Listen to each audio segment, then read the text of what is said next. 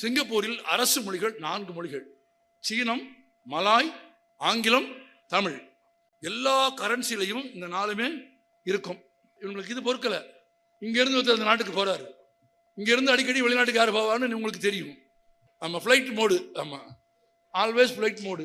இங்கிருந்து ஒருத்தர் வெளிநாட்டுக்கு போறாரு, போய் சிங்கப்பூர்காரங்கிட்ட சொல்றாரு, சிங்கப்பூர் ஜனாதிபதி கிட்ட, சிங்கப்பூரில் வாழும் இந்தியர்களில் தமிழர்கள் 5% தான். இந்தி பேசும் ஜனத்தொகை 11% ஆகிவிட்டது. உப்பியில், பீகாரில், பங்களாதேஷில், பாகிஸ்தானில் இருந்து பேசுகிறவங்க பூரா இப்போ அங்கே வந்து சிங்கப்பூரில் வேலை செய்கிறாங்க. உங்கள் நாட்டில் இந்தி பேசுபவர்களுடைய எண்ணிக்கை அதிகமாக இருக்கிறது. தமிழ் பேசும் தமிழர்களின் எண்ணிக்கை 5% தான் இருக்கிறது. எனவே உங்கள் நாட்டில் அரசு மொழியாக தமிழை வைத்திருக்காமல் எப்படி? நீ எவ்வளவு நல்லவன், நீயும் சோறு போட மாட்ட. எங்கள் ஊரில் கிராமத்தில் வேற பழமொழி சொல்லலாம், அதுக்கு நாங்கள் சொல்ல முடியாது மேடையில். நீயும் என் மொழிக்கான இடத்த கொடுக்க மாட்ட, எனக்கு பணம் தர வேண்டிய பணத்தை தர மாட்ட.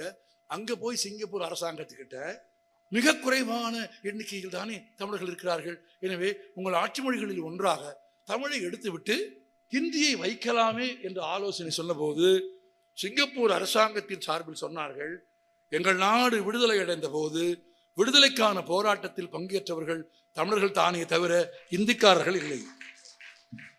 அடிமைப்பட்டு கிடந்த எங்கள் நாட்டை ஜப்பானிடமிருந்தும் ஆங்கிலேயரிடமிருந்தும் மீட்பதற்கு குருதி சிந்தி எங்கள் களத்தில் நின்று போராடியவர்கள் தமிழர்கள்.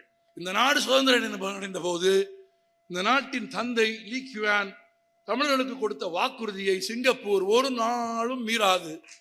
கடைசி தமிழன் இருக்கிற வரையில் இல்லை. தமிழர்களே இல்லாவிட்டாலும் தமிழ் தான் ஆட்சி மொழியாக இருக்கும்.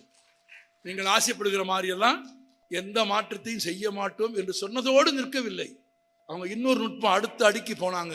மறுநாள் இங்கிருந்து போன விருந்தாளிக்கு தமிழர்களின் உணவு பரிமாறப்பட்டது. தமிழர்களின் உணவு பரிமாறப்பட்டது மட்டும் அல்ல, அவருக்கு தரப்பட்ட பரிசு என்ன தெரியுமா உங்களுக்கு? சிங்கப்பூர் விடுதலையானதை அறிவிக்கும் தமிழ்நேசன் பத்திரிகையினுடைய முதல் பக்கத்தை பிரதி எடுத்து அவர் கையில் கொடுத்தார்கள்.